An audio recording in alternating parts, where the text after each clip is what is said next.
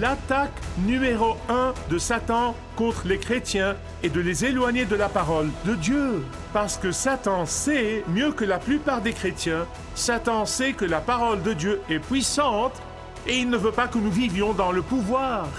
Il veut que nous menions une vie vaincue, il veut que nous menions une vie découragée, il veut que nous menions une vie frustrée.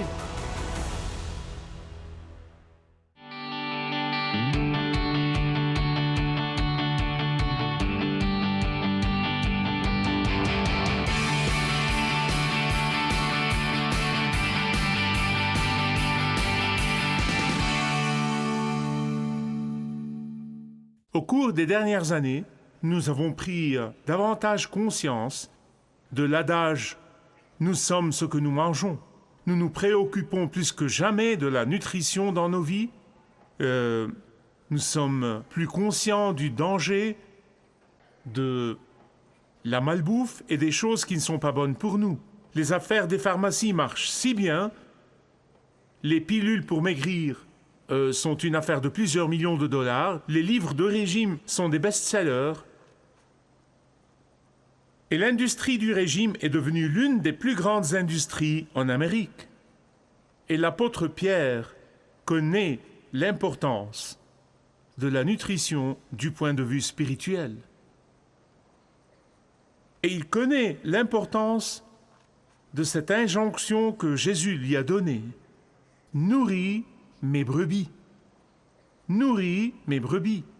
Et ici, il nous donne le secret absolu d'un régime spirituel cohérent qui bénira non seulement votre vie, mais qui vous bénira pour toute l'éternité.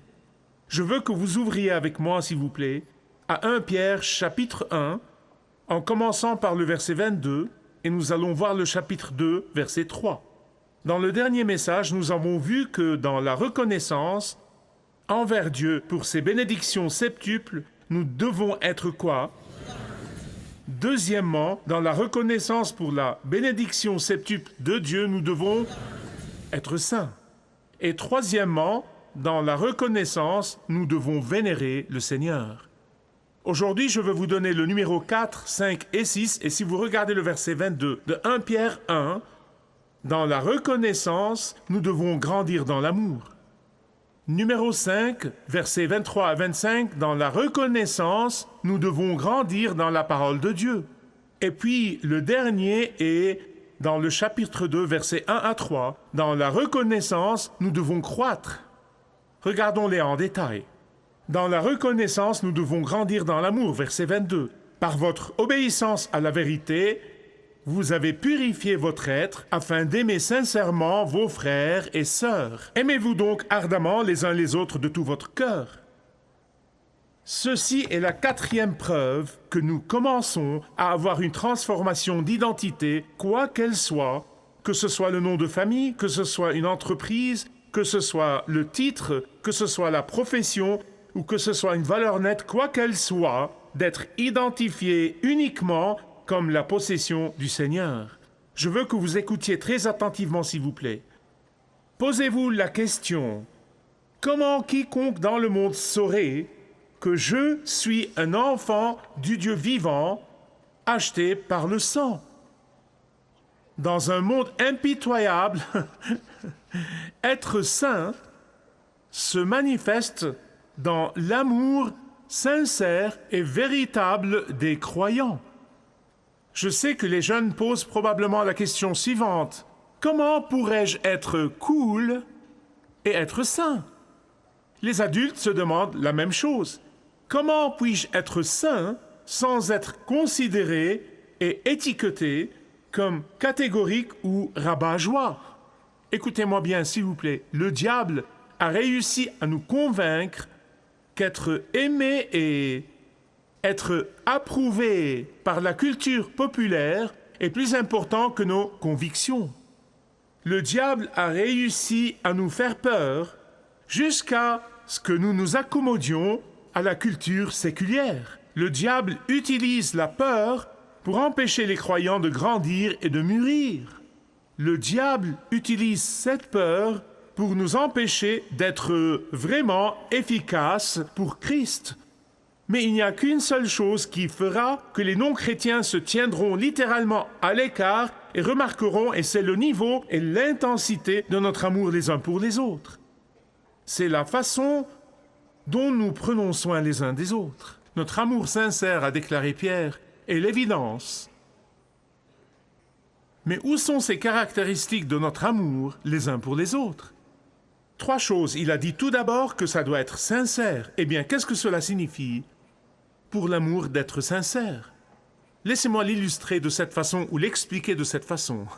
Quand les gens en dehors de la foi chrétienne qui montrent les signes de l'amour, et vous le voyez dans les films et les médias, ils montrent tous ces signes d'amour, mais ils le font parce qu'ils attendent quelque chose en retour. Ce n'est pas le cas pour nous. Nous aimons pour l'amour. Nous aimons parce que nous étions aimés en premier. Les gens en dehors de la foi chrétienne, ils aiment aussi, oui, mais ils aiment pour qu'ils puissent être aimés en retour. Ce n'est pas le cas pour nous. En fait, Jésus, dans Luc 6, verset 32, il a dit « Si vous aimez ceux qui vous aiment, quel gré vous en sera-t-on? Même les païens le font. » Pierre a dit que notre amour doit être sincère. Deuxièmement, il a dit que notre amour doit être profond. Je n'ai pas besoin de vous dire que nous vivons d'une manière si superficielle que les médias sociaux ont rendu tout superficiel. Tout est superficiel. Et si vous n'aimez pas quelqu'un, il vous suffit de le supprimer de votre Facebook ou de votre Twitter. Et Pierre a dit que notre amour ne devrait pas être comme ça. Notre amour doit être riche, doit être profond et doit être généreux. Notre amour doit être sincère, mais il doit aussi être profond. Et troisièmement, notre amour devrait être du cœur. Qu'est-ce que cela veut dire? Écoutez attentivement, s'il vous plaît. L'amour venant du cœur fait un effort pour comprendre l'autre personne.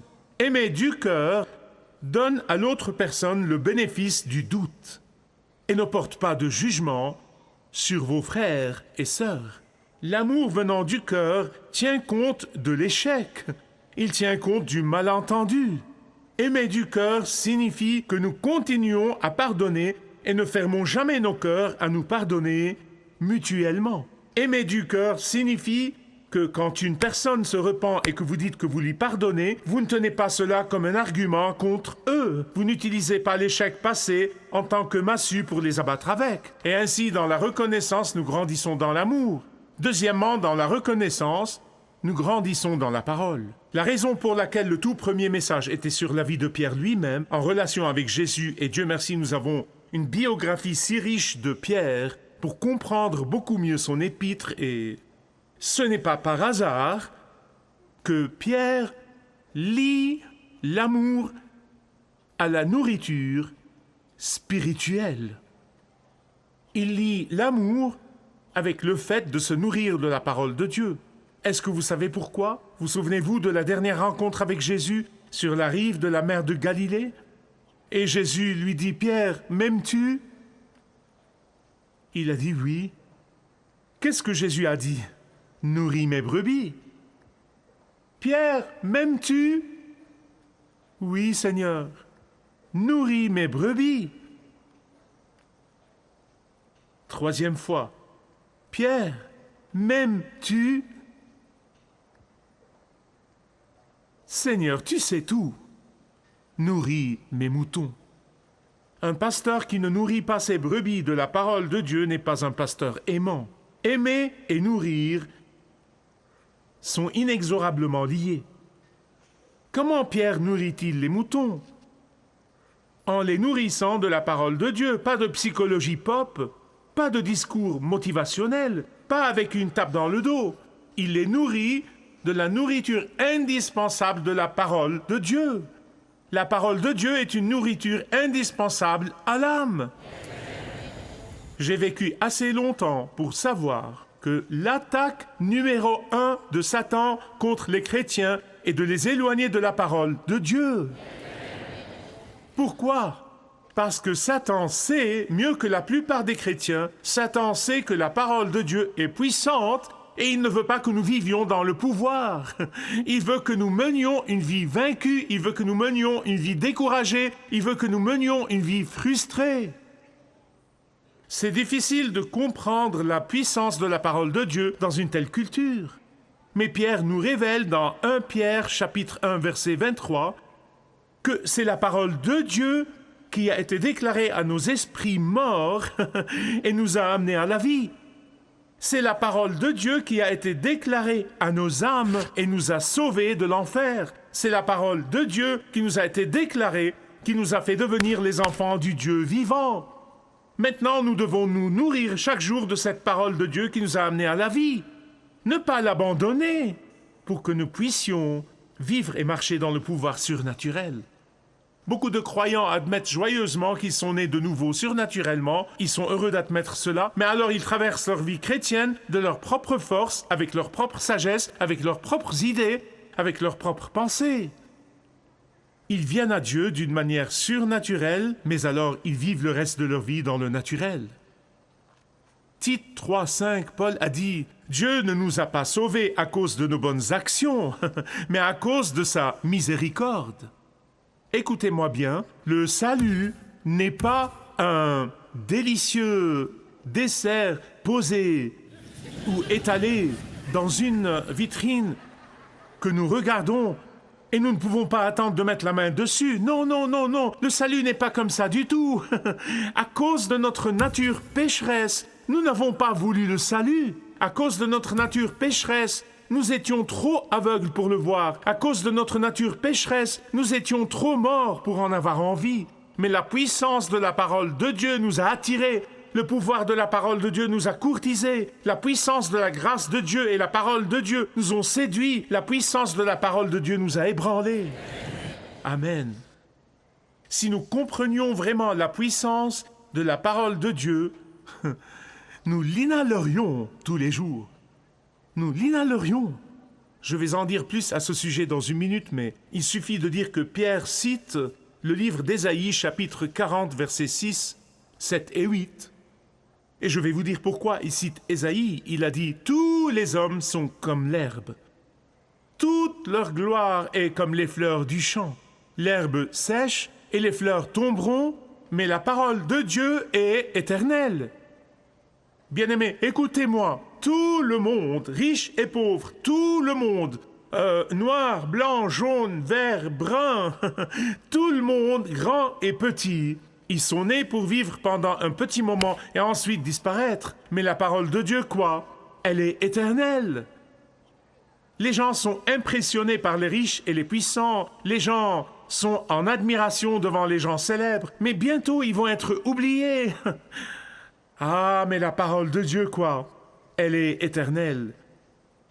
Je n'oublierai jamais au début des années 80, quand je voyageais constamment, j'étais à l'aéroport JFK, au salon Paname, et j'attendais de monter dans l'avion, et les gens faisaient la queue pour monter dans l'avion, et j'ai regardé la file des gens qui entraient, mais ensuite j'ai jeté encore un coup d'œil, et je me suis vraiment approché, et j'ai vu un homme debout là, avec sa mallette.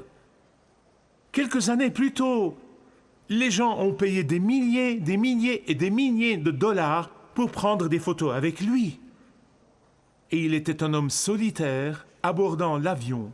Pas de service secret, rien du tout. Il n'a pas dû attendre de mourir. Il a vu que même dans cette vie, il n'est plus rien, après qu'il fut, à ses propres yeux et aux yeux de la culture, tout pour eux. L'herbe pousse pendant un petit moment, et elle tombe. Mais la parole de Dieu, quoi? Elle est éternelle.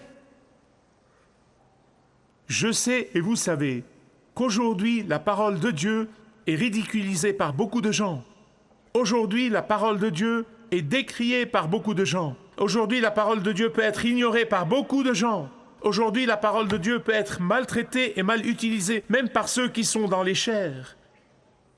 Mais pour ceux d'entre nous qui connaissent Dieu, nous sachons que sa parole est toute puissante, car Dieu lui-même a placé sa puissance dans sa parole. Laissez-moi vous poser une question. S'il vous plaît, répondez-y. Ne contournez pas la question. Avez-vous un plan quotidien de lecture biblique? Avez-vous un plan quotidien de lecture biblique? Il y a beaucoup de façons de faire ça. Est-ce que vous grandissez quotidiennement dans la parole de Dieu en vous en nourrissant? Nourrissez-vous votre âme, votre cœur et votre esprit de la parole puissante de Dieu? Ressentez-vous la puissance quotidienne de la parole de Dieu? D.L. Moody, il a dit mieux que personne, il a dit la parole de Dieu va vous empêcher de pécher, mais le péché vous éloignera de la parole de Dieu. Dans la reconnaissance, nous grandissons en amour. Dans la reconnaissance pour la bénédiction septuple, nous grandissons dans la parole de Dieu. Troisièmement ou sixièmement, dans la reconnaissance, nous croissons. Je l'ai entendu et vous l'avez entendu. Oh, grandis!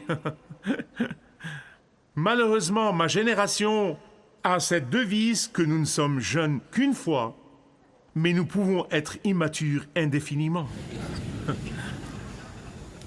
Il y a quelque temps ou quelques années, à Sydney, en Australie, un ami m'a donné ce conseil que je n'ai jamais oublié et j'essaye de m'en souvenir tous les jours.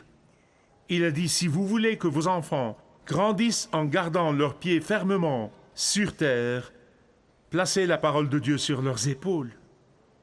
Bien-aimés, la raison pour laquelle certaines personnes ne grandissent jamais spirituellement, ne grandissent jamais dans la foi, est qu'elles sont mal nourries spirituellement. Elles peuvent être chrétiennes pendant 5, 10, 20 ans et elles restent immatures. Pourquoi? Parce qu'elles n'ont jamais appris à se nourrir en étudiant, en méditant et en dévorant littéralement la parole de Dieu. Écoutez-moi bien sur ce point. Tout médecin pratiquant qui se respecte, qui porte bien son nom, vous dira que si vous êtes sérieux au sujet de la santé physique, ils vont vous dire d'abandonner certaines choses et ensuite d'ajouter des choses dans votre vie. Ils vous disent d'arrêter de fumer, l'alcool, d'arrêter de manger de la nourriture qui n'est pas bonne pour votre corps. Vous les sortez de votre vie et à leur place, vous mettez de la bonne nourriture saine, de l'exercice régulier. Et Pierre dit exactement ce que les médecins nous diraient à propos du corps. Il nous parle de l'esprit. Regardez cela avec moi, regardez bien. Il dit que pour une vie spirituelle saine, vous devez faire la même chose. Regardez les choses que vous devez arrêter. La méchanceté, la tromperie, l'hypocrisie, toute envie. Vous remarquez qu'il n'a pas dit continuez à essayer de vous débarrasser de ces choses et avec le temps, vous allez vous en débarrasser. Non, non, non, non, il ne dit pas ça. En fait, il le dit impérativement pour ceux d'entre vous qui étudiez la grammaire. Il a dit débarrassez-vous de cela. Enlevez-le et jetez-le. Impitoyablement, retirez-les de votre vie. Pourquoi? Parce qu'ils sont extrêmement mauvais pour votre santé spirituelle. Ils sont les ennemis de votre maturité spirituelle. Regardons-les encore. Voyez-les une par une. Qu'est-ce que la malice? La malice est la joie, ou la joie que vous avez, secrètement ou non, si quelqu'un que vous n'aimez pas souffre. Vous n'êtes peut-être pas la personne qui fait du mal à cette personne, mais vous vous réjouissez du fait qu'il souffre parce que vous ne les aimez pas. Vous voyez, c'est de la méchanceté. Eh bien, qu'est-ce que la tromperie? La tromperie, c'est quand vous dites la demi-vérité à des fins égoïstes. Qu'est-ce que l'hypocrisie? L'hypocrisie est quand vous êtes une chose en public et une autre chose en privé. C'est de l'hypocrisie, ça vient des acteurs de l'époque médiévale où ils portaient des masques et devenaient quelqu'un d'autre, au lieu d'être cohérents. L'envie, mon Dieu, notre culture, s'il y a un cancer qui infecte notre culture, c'est l'envie. Que pensez-vous de cela quand 99% ou 90% ou quoi que ce soit, 1%, et toutes ces manifestations et toutes ces personnes disent que nous devons taxer tout le monde à un niveau de 90%? C'est l'envie. Parce que l'envie signifie que vous voulez ce qui ne vous appartient pas au lieu de vouloir travailler dur pour réaliser ce que vous devez accomplir. Et vouloir ce qui appartient à quelqu'un d'autre, c'est de l'envie. Et tout comme le tabac, l'alcool, les drogues, la mauvaise nourriture vous est nuisible physiquement, la malice, la tromperie, l'hypocrisie et l'envie vous nuisent spirituellement. Cette malice, cette tromperie, cette hypocrisie et cette envie sont comme une pilule empoisonnée pour les relations. Et Pierre dit que ces choses sont inspirées par Satan. Est-ce que vous savez pourquoi? Est-ce que vous savez pourquoi? Parce qu'il aime diviser les croyants. Il aime vraiment ça. Il est l'auteur de la division. Il aime amener les croyants à se battre les uns contre les autres. Vous voyez, comme ça, ils ne sont pas occupés à tendre la main aux prodigues. Il aime empêcher les croyants de grandir spirituellement. Et comme les enfants, ils se battent toujours entre eux. Pendant ce temps, le contraire est vrai. Quand vous avez un désir profond du lait pur de la parole de Dieu, quand vous grandissez et mûrissez et vous êtes nourris par la parole de Dieu, quand vous vous aimez les uns les autres, quand vous résolvez vos différences et vos désaccords bibliquement, quand vous donnez et recevez le pardon tout le temps, ce lait de la parole de Dieu est en fait consommé par ces croyants. Le lait ici, au fait, il n'est pas opposé à la nourriture solide, comme Paul le dit ailleurs. Mais ici, l'utilisation de l'expression lait pur se réfère à sa pureté, se réfère à ses nutriments. C'est la capacité de vous faire croître. Et il n'y a pas d'additifs, pas de conservateurs, et pas de lait dilué. Aucune impureté d'aucune sorte, c'est le lait pur de la parole de Dieu. Et bien aimé, je n'ai pas à vous le dire, malheureusement, il y a tellement de gens qui diluent la parole de Dieu. Ils y ajoutent de l'eau. Ce n'est même pas de l'eau propre, ce n'est même pas de l'eau pure, et ils ne font qu'ajouter de l'eau au point que leur congrégation ne connaissent plus la différence. Le résultat de ceci est que nous avons aujourd'hui tant de chrétiens pratiquants spirituellement mal nourris. J'aime l'histoire de l'Amérindien qui a été invité par un Américain blanc à venir de la réserve et à aller dans une église américaine avec lui. Et il y est allé et le prédicateur, pour couvrir son manque de préparation, a commencé à hurler, à crier. Et cet ami américain a dit à l'Indien, il a dit « Waouh, notre prédicateur n'a-t-il pas vraiment prêché une tempête aujourd'hui ?» Et cet homme indien qui aime le Seigneur, connaît le Seigneur, étudie la parole, réfléchit une minute et dit « Grand vent, puissant tonnerre, mais pas de pluie. » Pierre, que Jésus a commandé de nourrir ses brebis, nous dit que si vous voulez devenir spirituellement mature, si vous voulez devenir un croyant spirituellement fort, vous devez vous nourrir de la parole pure de Dieu. Voyez-vous la lecture et la méditation et l'étude de la parole de Dieu comme une corvée? Est-ce que la Bible vous semble comme un poids de 10 tonnes? Parce que c'est probablement parce que vous n'avez pas écarté la méchanceté, la tromperie, l'hypocrisie, la calomnie, l'envie, et ils font de la parole de Dieu une corvée pour vous. Quoi que ce soit qui vous empêche de vous nourrir de la parole de Dieu, je vous implore de venir vers le grand médecin et il vous l'enlèvera.